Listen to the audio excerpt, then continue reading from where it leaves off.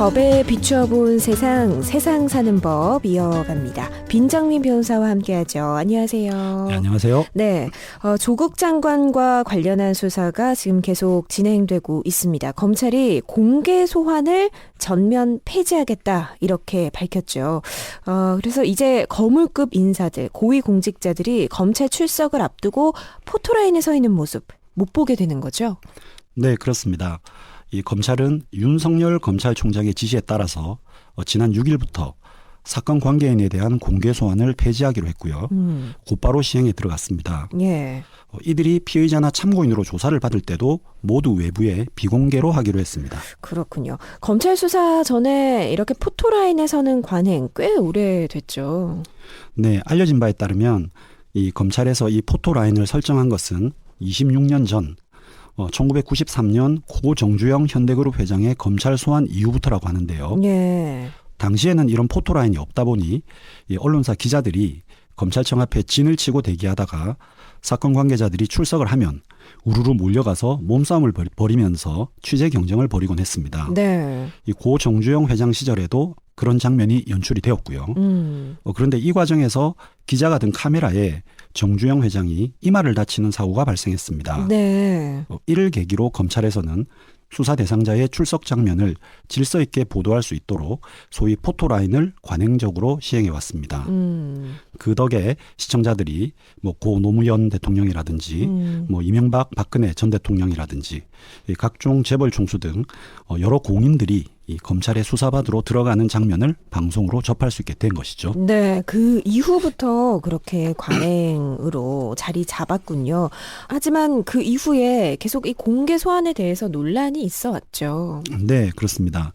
이 방금 말씀드린 것과 같이 이 포토라인 설정, 이 공개 소환 제도는 이 처음에는 국민의 알 권리를 보장한다는 측면과 또 수사에 대한 국민의 관심을 집중시켜서 공정한 수사가 이루어지도록 한다는 취지로 이루어졌습니다. 네.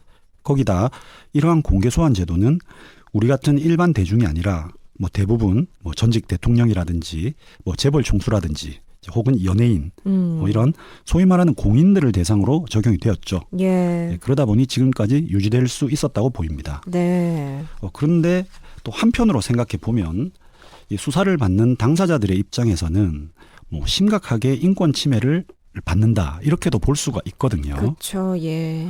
사실 형사법적으로 이 수사라는 것은 아직 그 사람의 유무죄가 확정되지 않은 상황에서 정말 죄가 있나 죄가 없나 여기에 대해서 조사를 하는 과정이지 않습니까? 그런데 일단 그렇게 TV나 언론에 노출이 되어버리면 잘 모르는 일반 대중들은 마치 그 대상자가 벌써 죄가 있는 것처럼 오해를 하게 됩니다. 예, 예. 사실 또 검사나 판사도 사람이다 보니 언론 등을 통해서 이런 분위기가 형성이 되어버리면 판단을 하는 과정에서 정말 이 사람이 죄가 있는 거 아닐까? 이런 식의 예단, 소위 말하는 선입견을 가지게 되기도 하고요. 네, 네. 우리 형법의 가장 기본적인 원칙이 이 무죄 추정의 원칙, 즉 법원에서 최종적으로 유죄가 인정되기 전까지는 죄가 없는 것으로 대해야 한다 이런 원칙인데요. 예. 이 원칙이 완전히 무너지는 것이라고 볼 수도 있습니다. 네. 또 추가로 이 우리 언론들의 행태를 보면 일단 수사를 시작할 당시에는 또 관심 있게 보도를 하지만요. 예, 예. 수사 결과 혹은 재판 결과 이제 무죄라고 나온 부분에 대해서는 그렇게 또 비중 있게 다뤄주지는 또 않거든요. 그렇죠. 예, 그리고 대중들의 관심도 사실 별로 없고요. 예, 예. 그러다 보니 아무래도 여러 가지 인권 침해 논란이 많았던 것으로 생각이 됩니다. 그러니까요. 그러니까 유죄가 입증되지 않은 피의자가 공개 소환을 통해서 이미 낙인이 찍히게 되는 거 아니냐 이런 논란들 때문에 어쨌든 공개 소환은 검찰총장의 지시에 따라서 곧바로 없어졌습니다. 하지만 이 공개 소환 이외에도 피의자가 노출되는 경우가 종종 있어요. 때로는 이 포승줄에 묶인 상태로 영장 재판에 참석하는 모습이 언론에 고스란히 나오기도 하는데 혹시 이런 것도 없어질까요? 네, 그렇지 않아도 이제 검찰이 이 포토라인 폐지 등의 조치를 취하자 이 법원에서도 여러 가지 고민을 좀 하고 있다고 합니다. 왜냐하면 검사가 일단 이제 초동 수사를 한 후에 이 구속 사유가 있다고 판단이 되면 관할 법원에 구속 영장 청구를 하게 됩니다. 예. 예, 그러면 현행법상 통상 2, 3일 정도 후에 법원에서 영장실질심사라는 재판이 열리게 되고요. 네. 이 재판 출석 과정 역시 언론에 여과 없이 나가는 경우가 대부분입니다. 그런데 현행법상 이제 법정 출입 제한 등의 방식으로 재판 과정 자체를 비공개할 수는 있습니다. 네. 하지만 이 재판에 출석하는 과정까지 비공개로 한다는 규정은 없거든요. 그런데 앞서 말씀드린 것과 같이 검찰에서 누구에 대해서 구속영장을 법원에 청구했다. 네. 이렇게 밝혀버리면 이제 언론사 등에서는 그럼 2, 3일 후에는 법원에서 영장실질심사가 열리겠구나. 이렇게 예상을 하고요. 그렇죠. 그리고 이제 지정된 날짜가 되면 해당 법원 앞에서 기다리거든요. 그러다 보니 재판 출석 과정이 고스란히 노출되기도 하는 것이죠. 네. 이에 대해서 법원과 검찰의 입장이 다소 엇갈리는 것 같은데요. 사실 법원의 입장에서는 아예 검찰에서 구속 영장 청구했다 이런 사실을 언론에 알리지 않으면 되는 거 아니냐 이렇게 할 것인데요. 반면 검찰에서는 국민의 알 권리 차원에서 영장 청구 사실은 우리가 알리겠다. 예. 그러니 그 이후에 대해서는 법원이 알아서 조치를 해야 된다. 이런 입장 차이가 있다고 합니다. 그래요. 앞으로 이 부분에 대해서도 여러 가지 논의가 있어야 할 것으로 생각이 됩니다. 그렇겠네요. 이 부분을 좀 더 지켜봐야 될 것 같고, 근데 한편으로는 이런 의견이 있습니다. 공개소환 폐지가 권력층을 오히려 봐주게 하는 거 아니냐, 국민의 알 권리를 침해한다. 이런 주장에 대해서는 어떻게 생각하세요? 네, 그 주장도 당연히 일리가 있다고 생각합니다. 예. 앞서도 언급한 바와 같이 이 공개 소환 제도 자체가 애초에 그런 취지로 만들어진 것이고요. 그리고 그 대상도 모든 일반인에게 적용하는 것이 아니라 일부 공인들에 대해서만 적용을 했던 점에서 그렇습니다. 예.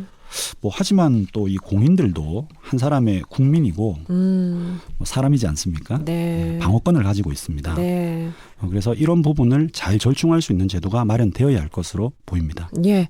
그리고 또 하나 궁금한 점은 혹시 흉악한 범죄를 지은 범죄자들의 얼굴까지 못 보게 되는 것 아닌가 하는 생각이 들어요. 공개 소환하고 이 흉악 범죄자들의 신상 공개는 어떻게 다르다고 볼 수 있을까요? 네, 조금 다른데요. 예.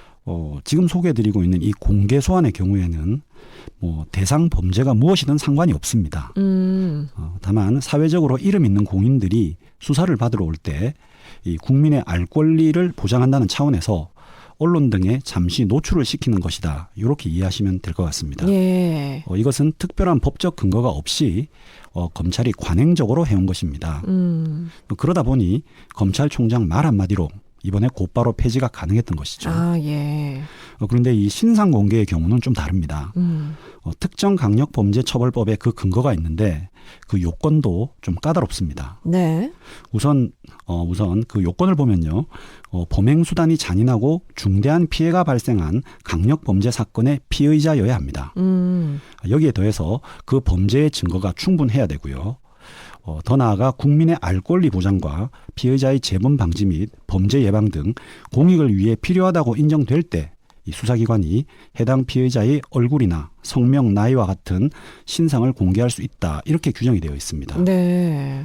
다만 해당 조문이 명확한 것 같은데 막상 또 적용을 하려고 하면은 모호한 부분이 좀 있죠. 공익이 무엇이냐, 그렇죠. 이런 부분들이라든지 그리고 증거가 충분하다라고 하는데 수사가 아직 진행이 많이 안 된 단계에서 과연 이것을 어떻게 판단해야 하는지 예. 이런 부분들도 있고요. 이런 모호한 부분들 때문에 수사기관이 이를 자의적으로 운용한다. 이런 비난도 현재 많은 상황입니다.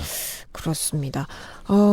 변호사님은 어떻게 보고 계세요? 이번 검찰의 공개 소환 폐지. 네, 모든 제도가 그렇지만 일장일단이 있다고 생각합니다. 예. 국민의 알 권리라든지 또 국민들의 관심을 환기시켜서 수사의 공정성을 확보한다는 차원에서는 당연히 필요하다고 봅니다. 네. 하지만 지금까지 이 제도가 해당 당사자들의 인권 그리고 방어권을 지나치게 무시하는 방식으로 운영되어 온 것도 사실입니다. 우리 헌법의 대원칙 중에 하나인 무죄 추정 원칙을 확립한다는 차원에서 일단 공개 소환 폐지는 바람직해 보입니다. 네. 하지만 국민의 알 권리 역시도 당연히 보장이 되어야 하기 때문에 네. 검찰이나 경찰 같은 수사기관에서는 이를 보장할 수 있을 만한 대책을 시급히 마련해야 될 것으로 생각이 됩니다. 네. 하나 더 짚어보겠습니다. 요즘 문신 100만 시대라고 합니다. 지난달에 문신사들이 헌법재판소를 찾아서 문신사 규제는 인간의 기본권을 침해한다라면서 헌법소원을 청구했는데요. 이번이 처음이 아니라고요? 네, 그렇습니다. 의료법 등 현행 법령에 따르면 의사가 아닌 일반인이 문신을 해주는 것은 무면허 의료행위에 해당해서 처벌 대상이 됩니다. 예. 이에 문신사들은 헌법재판제도가 도입된 1988년부터 지금까지 계속해서 이의 시정을 요구하는 헌법소원을 청구해왔고 말씀하신 대로 지난달 9월 2일 또다시 6번째로 헌법소원을 제기했다고 합니다. 와, 6번째군요. 그동안 그러면 법원은 어떤 이유로 이걸 받아들이지 않은 건가요? 네, 제가 전문가는 아니지만 이 판례 등을 살펴보면 예. 일반적으로 문신을 시술하는 과정이 이 특정인의 신체에 좀 상처를 내고 네네네. 거기에 염료라든지 이런 것들을 삽입하는 것이라고 합니다. 예, 예. 그런데 이제 이 행위에 대해서 지난 1992년인데요. 대법원에서 이러한 문신을 시술하는 행위가 의료법상 의료행위에 해당한다고 판단을 했습니다. 근데 현행 의료법상 의사가 아닌 사람이 돈을 받고 의료행위를 하는 것은 금지되어 있거든요. 그렇죠. 문신을 의료행위에서 제외한다는 내용의 특별법 제정이라든가 의료법 개정도 그 이후에 이루어진 것이 없습니다. 이런 상황이 계속 유지가 되고 있는 것이죠. 그렇군요. 근데 이미 문신이 하나의 문화로 자리 잡으면서 빠르게 그 시장이 좀 커지고 있거든요. 하지만 여전히 불법인 상태입니다. 그렇기 때문에 이 문신 행위와 관련된 다툼이나 소송이 많아지는 것 같은데 법원에서는 그동안 어떻게 판단해 왔는지 판례가 있다면 한번 살펴볼까요? 네, 대표적인 판례는 제가 방금 말씀드렸던 92년도 대법원 판결이 있습니다. 예. 이 사건은 우리 많이들 하시죠. 이제 기계로 네. 눈썹 문신을 해주다가 적발된 사례인데요. 네네네. 여기서 대법원은 표피에 색소를 주입할 의도로 문신 작업을 하더라도 작업자의 실수나 기타 사정으로 진피, 즉 속피부를 건드리거나 색소가 주입될 가능성이 없다고 볼 수가 없고요. 예. 어렵죠. 없다고 볼 수가 없고 가능성이 있는데 네네. 한 사람에게 사용한 문신용 침을 다른 사람에게도 사용하면 질병에 전염될 우려도 있기 때문에 문신 시술 행위는 의료인이 행하지 않으면 보건위생상 위해가 생길 우려가 있는 의료행위에 해당한다는 취지의 판시를 한 바가 있습니다. 네네. 그리고 앞서 소개해드린 바와 같이 이 문신사 등이 헌법재판소에 문신 시술을 의사들만 할 수 있도록 한 것은 부당하다는 취지의 헌법소원도 제기를 했는데요. 네. 이때 헌법재판소는 방금 대법원 판결과 유사한 취지로 재판관 전원 일치로 이것은 헌법에 위반되지 않는다. 합헌 결정을 내렸습니다. 네. 이렇게 기본적으로는 이제 문신은 의료법 위반 등으로 처벌 대상입니다. 네. 그러나 사실 최근에는 말씀하신 대로 문신이 굉장히 만연해 있죠. 그러니까요. 그래서 처벌 정도는 대부분 이제 벌금형 정도로 그치고 있는 것으로 생각이 됩니다. 그렇군요. 아니 그러면 우리나라는 사실 이런데 혹시 해외는 어때요? 다른 나라도 똑같은가요? 네, 알려진 바에 따르면 외국의 경우는 우리랑은 조금 다르다고 합니다. 일정한 요건 하에 이를 허용하는 경우가 많고요. 미국의 경우는 2011년 자료긴 합니다만은 총 41개 주가 주 차원에서 문신에 대해서 규정을 하고 있는데요. 예. 대체적으로 그 내용이 의사가 아니더라도 일정 자격을 갖춘 사람에게는 이 시술을 허용하고 있다고 합니다. 다만 미성년자의 문신에 대해서는 17개 주는 아예 금지를 하고 있고요. 네. 28개 주는 부모의 동의가 있으면 허용하고 있다고 합니다. 네. 그 이외에도 프랑스나 필리핀의 경우에도 이 문신 관련 규정을 두고 있다고 하고요. 다만 일본의 경우는 여전히 우리와 같습니다. 네네네. 즉 의사 면허가 없는 사람의 문신은 불법 의료행위로 규정하고 있다고 합니다. 이게 나라마다 많이 다르네요. 아마 좀 문화 차이가 있는 게 아닌가 하는 그렇죠. 생각이 드는데 자, 6번째 헌법소원 이번에는 어떻게 될까요? 제가 방송을 하면서 몇 차례 말씀드린 적이 있는 것 같은데요. 네네. 이 헌법재판이라는 것은 일반적인 재판과는 그 성격이 조금 다릅니다. 음. 그래서 법률적으로는 뭐 그 성격을 정치적 사법 작용이다 이렇게 말씀하시는 분도 계신데요. 예. 그 의미는 꼭 이게 맞다. 뭐 이런 게 아니라 뭐 사회적인 분위기라든지 우리 국민들의 공감대적 가치가 변경이 되면은 예. 그 결론이 충분히 바뀔 수 있기 때문입니다. 그렇죠. 네네. 뭐 아시다시피 간통죄가 그렇게 폐지가 되었고요. 최근에는 낙태죄에 대해서도 역시도 그런 취지의 판결이 나왔습니다. 예. 뭐 현재 문신이 과거에 비해서 많이 대중화되었기 때문에 이를 언제까지 처벌만 할 것인지에 그리고 오히려 양성화시켜서 합리적으로 통제를 해야 하지 않느냐 이런 의견도 많습니다. 네네네. 다만 이제 기존 의료인들의 반발이라든지 또 여전히 사람에 따라서는 이제 문신에 거부감이 있는 분들도 아직 꽤 좀 있으시거든요. 네, 그렇죠. 이런 사회 변화에 대해서 이번에 헌법재판소가 어떻게 판단을 할지 네. 한번 지켜봐야 할 것으로 보이는데요. 네. 제 생각에는 아마 지난번에는 재판관 전원 일치로 합헌이라고 나왔는데 네. 아마 일부 재판관들의 의견은 좀 바뀌시지 않을까 하는 예상 정도는 해봅니다. 그래요. 뭐 한 2대7 정도 나올 수 있을까요? 네. 대략 그 정도가 아닐까요? 한번 지켜보도록 하겠습니다. 자, 그리고 마지막으로 하나만 더 짚어볼게요. 남자아이가 엄마랑 목욕탕에 몇 살까지 갈 수 있을까? 경험이 있으신가요, 변호사님? 저는 기억이 없습니다. 네. 원래는 만 5세 미만이 허용이 됐었어요. 근데 이게 만 4세 미만으로 낮춰지는 거죠? 예, 그렇습니다. 이 최근 보건복지부는 현재 만 5세 미만인 공중목욕탕 이성 출입 허용 연령을 만 4세 미만으로 낮추는 내용이 포함된 보건복지부의 공중위생관리법 시행규칙 개정안을 최근에 입법 예고했습니다. 네, 그렇습니다. 왜 갑자기 연령을 낮추게 된 걸까요? 뭐 사실 과거와 달리 요즘은 유아들의 성장 속도가 꽤 빠르지 않습니까? 빠르죠. 그러다 보니 이제 이 이성의 자녀를 데리고 목욕탕에 오는 경우, 특히 남자아이들을 데리고 그 어머니가 여탕을 가는 경우에 이를 불편하게 여기는 여성 손님들의 항의가 굉장히 많았다고 합니다. 네. 결국 상황이 이렇다 보니 네. 이 목욕탕 업계에서는 이 좀 출입 연령을 낮춰달라는 요구를 지속적으로 해왔다고 하고요. 네. 그게 결국 이번에 연령 완화 조치에 이르게 된 게 아닌가 생각이 됩니다. 네, 네. 원래는 그런 법적 기준이 어땠나요? 네, 뭐 보건복지부 통계에 따르면요. 이러한 이성 출입 연령 제한 제도는 2000년에 처음으로 시행이 되었습니다. 예. 그 전에는 아예 나이에 상관없이 출입이 가능했다고 하고요. 그래요. 네. 그런데 이제 2000년에 처음 규칙이 제정될 당시에 허용 연령은 만 7세 미만이었습니다. 그러다가 2003년에 만 5세 미만으로 한 차례 낮아졌고요. 그리고 이번에 만 4세로 입법 예고가 된 것이죠. 그렇군요. 그리고 한 가지 의문이 드는 것은 그러면 한부모 가정은 어떻게 해야 하느냐 이런 또 의견이 있는 반면에 아예 그냥 나이 상관없이 못 들어오게 해야 한다 이렇게 찬반 의견이 나뉘고 있습니다. 이건 어떤가요?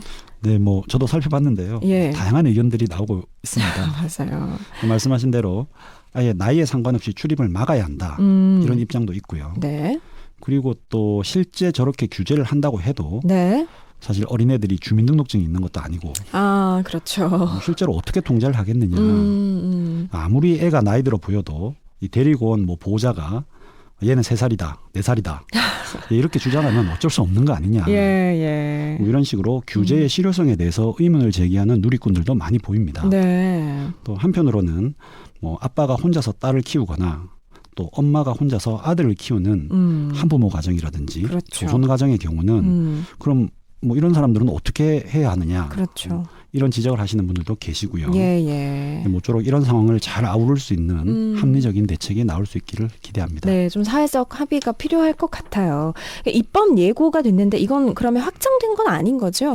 네, 아직 확정된 것은 아닙니다. 예. 참고로 우리나라에서 법령을 만드는 방법은 크게 2가지가 있는데요. 네. 국회의원이 의안을 발의하거나 혹은 관련 행정부에서 또 이 의안을 발의를 하는 것입니다. 그런데 입법 예고란 것은 뭐 국민의 권리 의무나 혹은 일상생활과 밀접한 관련이 있는 법령을 제정하거나 개정할 때 이 당의 입법안을 제시한 행정부가 국민 여러분 이런 걸 만들겠습니다. 혹은 이렇게 바꾸겠습니다. 이렇게 국민들에게 알리는 것을 입법 예고라고 합니다. 네, 네. 이 기간 동안 국민들은 누구나 해당 행정청에 대해서 이 안에 대한 의견을 제출하실 수가 있고요. 행정청은 특별한 사유가 없는 한 이를 존중해서 처리해야 할 의무가 있습니다. 아, 네. 이번 보건복지부의 공중위생관리법 시행규칙 개정안 역시 이게 우리 국민의 권리 의무와 밀접한 관련이 있는 사안이지 않습니까? 그렇죠. 그러다 보니 이 관련 부처인 보건복지부에서 이렇게 바꾸겠습니다 하고 국민들에게 예고를 한 것이죠. 아직까지 입법 예고 기간인 걸로 알고 있는데요. 네. 이 기간 동안 국민 여러분들께서는 각종 의견을 개진하실 수가 있습니다. 그리고 이 기간이 끝나면은 기타 추가적인 절차를 거쳐서 최종적으로 그 내용이 확정될 예정입니다. 그렇군요. 네. 확정이 될지 안 될지도 지켜봐야겠네요. 오늘은 여기까지 듣겠습니다. 지금까지 세상 사는 법 빈정민 변호사였습니다. 고맙습니다. 감사합니다. 자, 라디오 매거진 부산 오늘 순서는 여기까지입니다. 지금까지 김정현이었고요. 저는 내일 오후 5시 30분에 다시 찾아뵙겠습니다. 함께해 주신 여러분 고맙습니다.